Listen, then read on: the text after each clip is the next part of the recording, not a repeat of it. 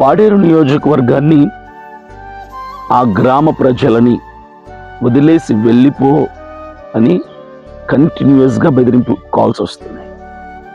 ఎవరు చేయిస్తున్నారంటే వాళ్ళని ఎమ్మెల్యే తాలూకు అంటారు. నీకేం పని, మా నియోజకవర్గంలో నీకేం పని అంటారు. నువ్వు ఎవడురా, కడప నుంచి వచ్చి మా ప్రజల సమస్యలు తెలుసుకోవటం నువ్వెవడు అన్నా. తప్పు నేను చేస్తున్నానా? అరే, ప్రజలకు మంచి చేయాలనుకోవడమే తప్ప. సార్, ఇక్కడ ఎన్నో ప్రభుత్వాలు, పార్టీలు, అధికారులు, నాయకులు మారినప్పుడు మరి ప్రజల బ్రతుకులు ఎందుకు మారటం లేదు అంటే నేను ప్రశ్నిస్తుంది తప్ప. ఇక్కడ సమస్యల్ని ఏ గ్రామం చూసినా అభివృద్ధి లేదు. రోడ్లు లేవు, డ్రైనేజీలు లేవు, బాత్రూములు లేవు, స్కూళ్ళు లేవు, అంగన్వాడీలు లేవు.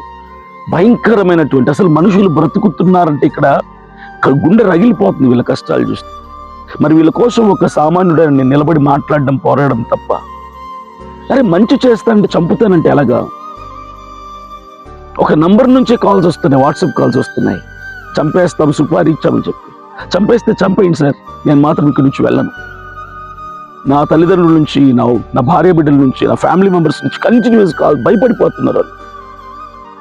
ఏం జరుగుతుందో, కొండ ప్రాంతాల్లో ఉన్నాడు అని చెప్పి నా ఫ్రెండ్స్ ఫోన్ చేస్తున్నారు, రిలేటివ్స్ ఫోన్ చేస్తున్నారు, వచ్చేయమంటున్నారు. పాదయాత్ర దేవద్దు, కాబట్టి వేరే ఊర్లో స్టార్ట్ చేసుకో, అక్కడ నుంచి వచ్చేసి అక్కడ ఏమైనా జరిగితే నేను పట్టించుకునేది ఎవరు అని చెప్పి భయపడుతుంటే ఏం చెప్పాలి నేను మాత్రం ఇక్కడి నుంచి వెళ్ళను. పాడేరు నియోజకవర్గంలో ఇక్కడున్న గ్రామస్తులకు నేను మాట ఇచ్చాను, సమస్యలను పరిష్కరిస్తానని. నంబర్ చెప్తాను, ఈ నంబర్ నుంచే కాల్స్ వస్తున్నాయి కంటిన్యూస్గా. 7981139513 7981139513 ఈ నంబర్ నుంచి బెదిరింపు కాల్స్ వస్తున్నాయి. సుపారీ ఇచ్చారంట, చంపేస్తారంట. దీని వెనకాల ఏ పార్టీ ఉందో, ఏ కుట్రలు పన్నుతున్నారో. సార్, నన్ను మంచి చేయడమే నేను చేసే నేరం అయితే మీకు నచ్చింది మీరు చేసుకోవచ్చు. నేను ఒక్క క్రైస్తవుల కోసమేనే కాదు, అన్యాయానికి గురవుతున్న ప్రతి పౌరుడి కోసం, గొంతు విప్పలేని ప్రతి పౌరుడి కోసం నేను పోరాడుతున్నా. ఈరోజు పాడేరు నియోజకవర్గంలో మీరు ఎంక్వైరీ చేసుకోండి. హైందవులు ఉన్న గ్రామాలకు వెళ్తున్నా, వాళ్ళ దగ్గర కూడా నేను సమస్యలు తెలుసుకుంటున్నా. నాకు క్రైస్తవుడు, హైందవుడు అని లేదు సార్, అందరు నా వాళ్ళని. నేను అందరి మనిషిగా, అందరి వాడిగా, సామాన్యుడిగా, ప్రతి పేదవాడి కోసం నిలబడి ఇంత కష్టపడుతుంటే నన్ను చంపేస్తామంటంలో ఏమైనా న్యాయం ఉందా?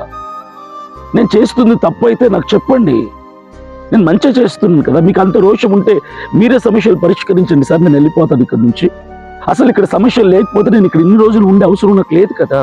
క్రైస్తవ సమాజం ప్రార్థన చేయండి. ఎక్కడ దాడి జరిగింది అని చెప్పి వార్త తెలిసింది. ఆ విజువల్స్ అన్ని కూడా మీకు క్లిప్పింగ్ లో యాడ్ చేస్తాను చూడండి. ఎలా అంటే చాలా దారుణంగా కొట్టారు, కత్తితో పొడిచారంట. అలాగే గాజు సీసాలు ఉంటాయి కదా, వాటిని సగంగా పగలగొట్టి వాటితో పొడిచారంట. కారులోంచి ఇగ్గి మరీ ఆయన మీద దాడి చేయడం జరిగింది. అలాగే కారు కూడా బద్దలుగా అది అద్దాలన్నీ పగలు కొట్టేశారు. కారు అసలు కదలడానికి, మూవ్ అవ్వడానికి వీలు లేకుండా చేసేసారనమాట. సో ఇదంతా ప్రజల క్షేమం కోసం పోరాడడంలో ఇంత గాయాలకు పాల్పడ్డాడు. సో మీరందరూ కూడా రియాక్ట్ అవ్వండి. ప్రజల కోసమే కదా ఇదంతా చేసింది. ఆయన కష్టపడినందుకు ఆయనకు ఇలా జరుగుతుందని అసలు మేమైతే ఎక్స్పెక్ట్ చేయలేదు.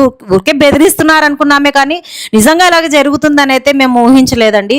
దయచేసి ప్రతి ఒక్క క్రైస్తవులు కానీ, హిందువులు కానీ అందరూ ప్రజల క్షేమం కోసం పోరాడితే ఇలా చేస్తారా నాయకులు అనేవాళ్ళు అని ఒక్క దాని మీద మనందరం కలిసికట్టుగా పోరాడదామండి. అందరూ ఒక అడుగు ముందుకేస్తారని ప్రతి ఒక్కరిని ఆశతో మీ అందరినీ ఆహ్వానిస్తున్నానండి. Thank you.